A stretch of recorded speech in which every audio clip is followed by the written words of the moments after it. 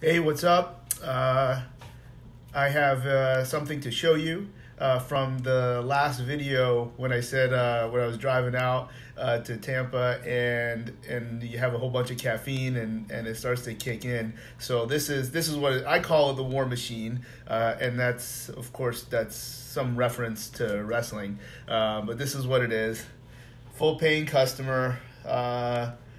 It's pretty close to what Redline was. I don't even know if they make Redline anymore. I think that company puts all its efforts into making Bang, which in our pantry, Allie has about 4 or 5 different flavors.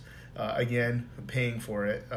So interesting stuff there. But that's the drink. Let me get a little drink here. All right, hey. Years ago, when I was at Nike consulting, when Spark was a thing, probably still is a thing, it's just not what it was back in several years ago.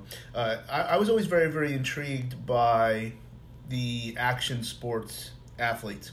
And these are skateboarders and surfers and mountain climbers and all these types of things that we typically see in the X Games. Obviously, he calls it something different just so they have ownership of the name. But those are the type of athletes that we're talking about. And particularly, it's easy to envision skateboarding. It's easy to envision what these guys and girls look like. And they're obviously, most of them, if not all, look like Justin Bieber at the age of 12.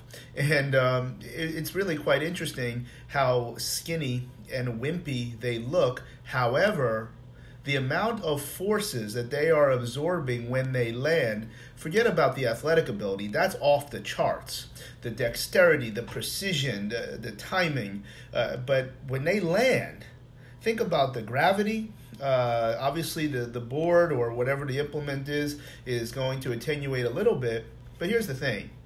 These guys probably couldn't lift a pound of deli meat, but the amount of forces that they can attenuate is absolutely staggering and incredibly impressive. You can even take that into some other sports where connective tissue strength is far more exceeding of contractile element strength. I think that's something that we'll probably talk about eventually here on the different choices that you can make in how to improve performance or different versions of strength.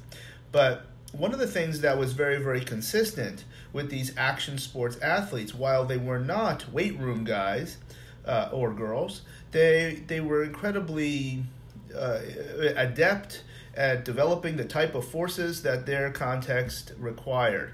And the qualities that they did show that were incredibly exceeding as well was mobility of all joints. We're not just talking about the shoulders, the hips, and the ankles, which are going to be crucial for high levels or maximum levels of force production and minimal joint wear. That's the joint-by-joint theory, which is absolutely correct. It's just not going to give us the explanations that we're looking for all the time. When we looked at these action sports athletes, they also had significant mobility through the spine, significant mobility through knee rotation. A lot of them, I don't remember there being any Baton scale measurements, but these guys would have recurvatum of their elbows. They would be able to bring their thumb back to their forearm. Lots of mobility. No such thing as hypermobility. There's just understability. That's from my guy Alex Kraz in the UK. Because if you're strong enough in the different forms of strength, there's no such thing as hypermobility. It's not a thing. You're just weak. You can't change it. But you can control other things. And when you look at gymnasts who are incredibly strong, they're just as hypermobile as everybody else. I don't care if they only have 5 out of 7 of the Baton scale. All right, so you've got these folks that don't appear to be very, very strong.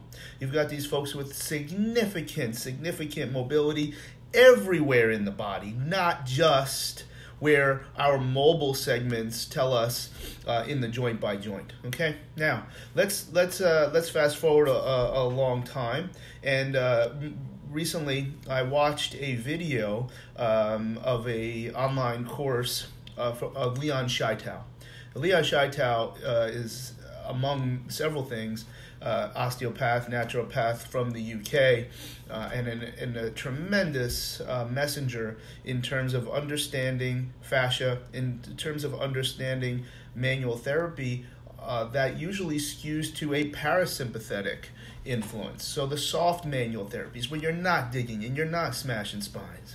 And what he was discussing brought up a slide from a fellow named Grakusevsky. And I remember being exposed to Grakusevsky's, and I hope I'm saying it correctly because I hear a lot of people say it differently. His book was called Spinal Engine, which is very, very famous. And I probably got exposed to this in 2008 or 2009.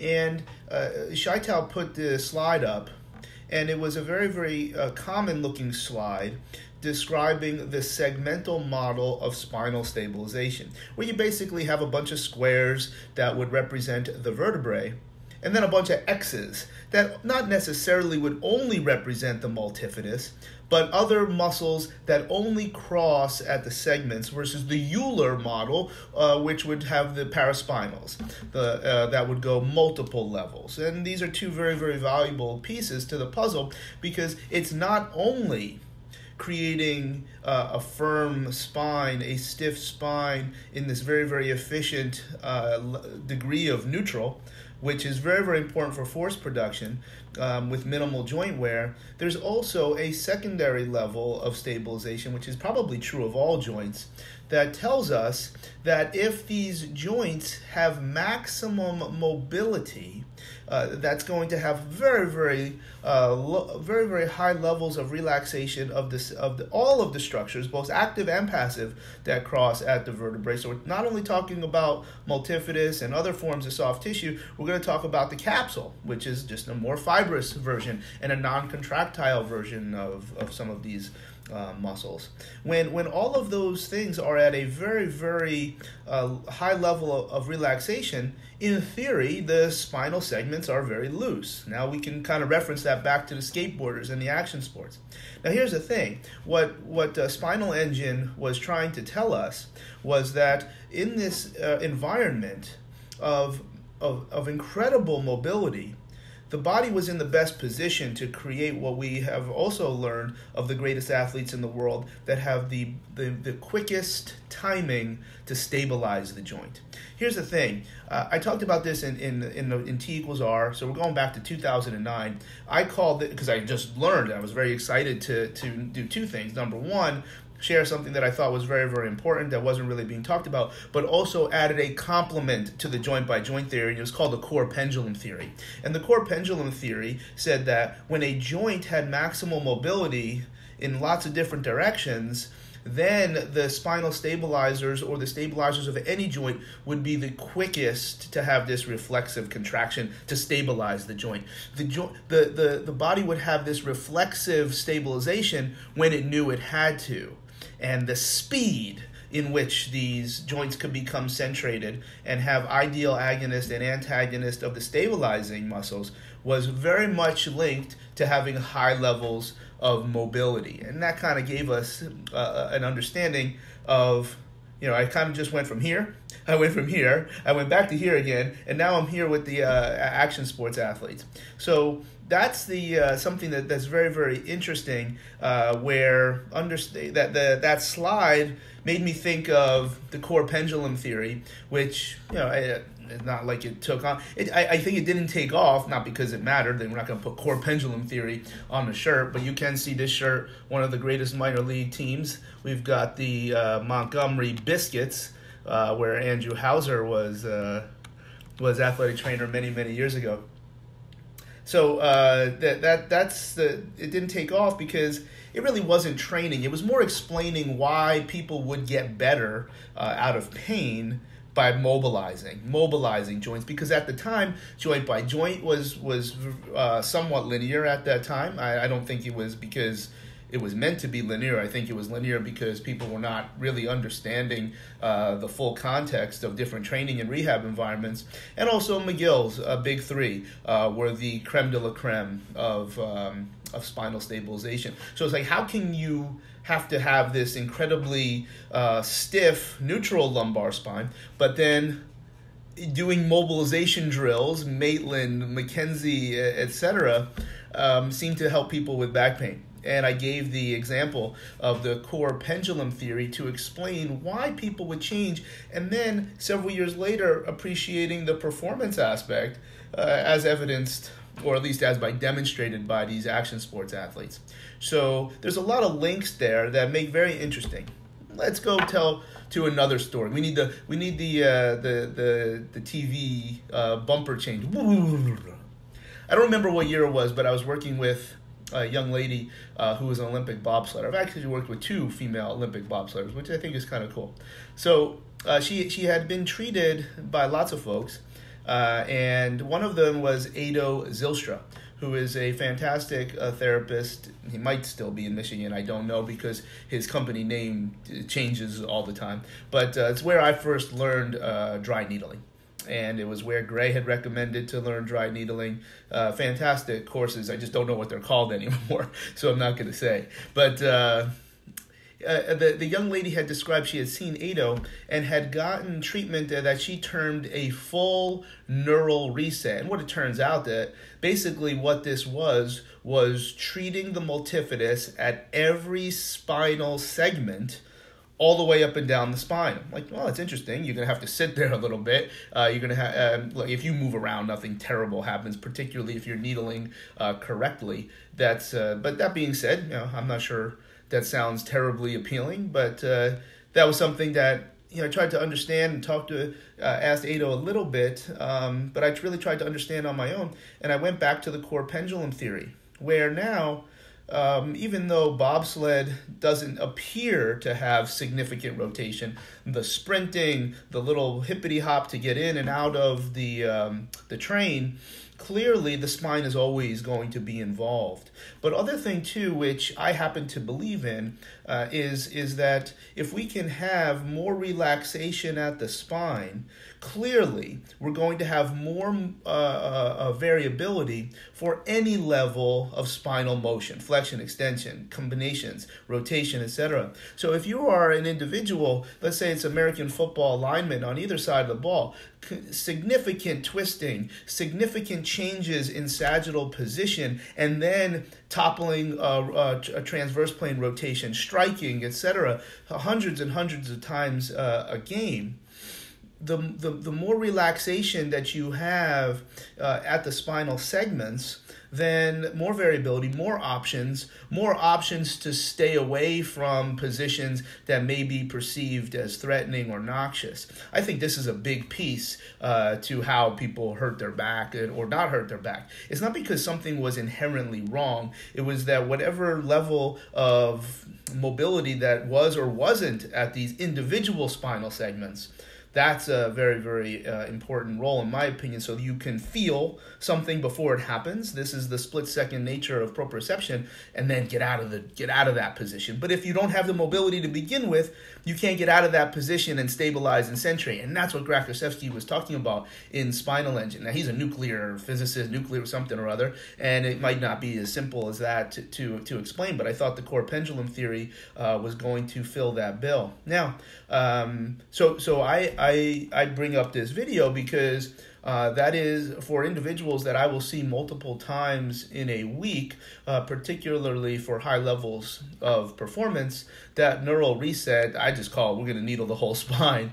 And that's the reason that we're doing that, because if you can get into the multifidus, what is dry needling doing? It probably a whole lot of things, but one thing that I don't think is useful to disagree upon is that you are relaxing contractile tissue temporarily.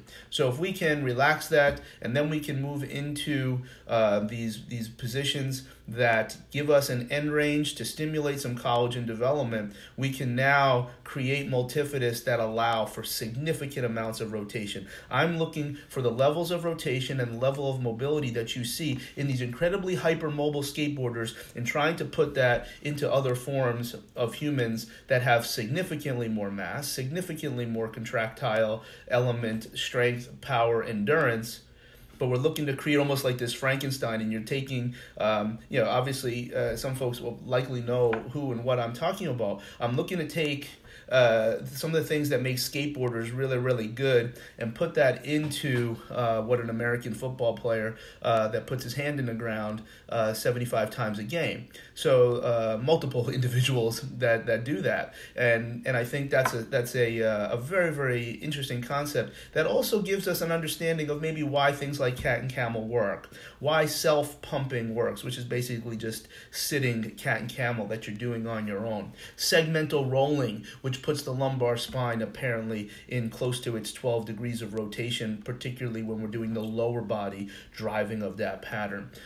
Some of the other types of spinal motion. Remember, lumbar spine in different directions. What do we have? 55 flexion, 12 I haven't said it in a long time. I forget what the extension, and then 12 rotation.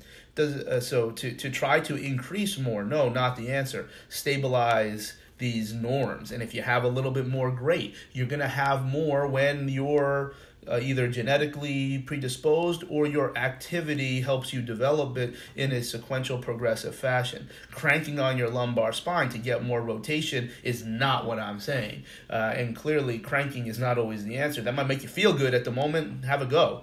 But ultimately we need to be progressive, and there needs to be a contractile piece to that to stimulate development of collagen in the surrounding connective tissues. So there's some links there. There's some links. I think the other thing that's a little bit more fuzzy, as I've been exposed probably over the last 5 to 7 years, more and more on osteopathics, clearly, if there is pathology, and I don't treat any of this as a physical therapist, but I need to know it exists so I can help people get to the other right people that can help them. Clearly, I have got a strong belief that if there is pathology of an organ, yes, that organ does receive its primary innervation at a spinal segment. The more variability that we have at that spinal segment, then the nerve will have more options on where it can live in this constantly fluid what do we call hydrophilic environment, where it wants to be near water, but it's constantly moving. Think of you put a string in water. It's never going to just stay right there. So if the more variability that we have, then we can track that back. Now, I'm not going to sit here and tell you that if you crack T7, you're going to solve liver cirrhosis. That's ridiculous. So but ultimately what we can look for, though, is this appreciation for all of these organs require a neural flow. They require electrical stimulus for them to do what they do. So where do those nerves go? They come through the nerve root. I want the nerve root to have as much variability as controlled by the muscles and connective tissue. I want the fascia around the liver to be very, very mobile. I remember Sam was treating me once. He goes, "Oh, your liver is tight." And I'm like, "What is this?" And he goes, "Well, you learn." And it's there was nothing wrong with my liver, but these are some things that would probably live outside of traditional physical therapy, but maybe chiropractors and osteopaths have a stronger element. The key, though, anytime there is pathology, I don't really care what the technique is. I do care that the tests are consistent. I don't think someone's allowed to put their hands over your chest and be like, "Oh, you have this, this, and this in your adrenals." I think that's really unfortunate. But I do think there's very good reason to apply treatments that improve mobility at the spine for some of these more peripheral issues, whether that is, if it is medical, I don't think that's in the realm of physical therapy, but I do think it's in the realm of chiropractic and osteopathy. Of course, allopaths wouldn't really, a traditional trained doctor wouldn't really be into these things, but there's also medicine that should be able to help some of these organs. So I think it puts into context spinal mobility. I think Rakushevsky was somebody that explained this, and I don't know when Spinal Engine was written. I want to say 2005. I was exposed to it a few years later, and it gives us this understanding of how quickly individuals can stabilize when they have mobility, and you want this reflexive nature where you just take a hit and you're automatically centrated, but you can only be automatically centrated upon contact, upon deceleration, when you have the mobility to do it. You can only have reflexive stability when you have significant mobility. The more mobility that you have, the more options you have to stabilize. I think there's a lot of big money in that, and that's where treating the entire lumbar spine, whether it's with needles, whether it's with hands, whether it's with cupping. I'm not sure cupping would get to the levels that we're talking about here, but all of these they're just treatments. And you can be attempting to go after these things for a lot of the same reasons. So I hope that makes sense. Core Pendulum Theory, you can go back into T equals R1. You can find that on the T equals R plus streaming platform.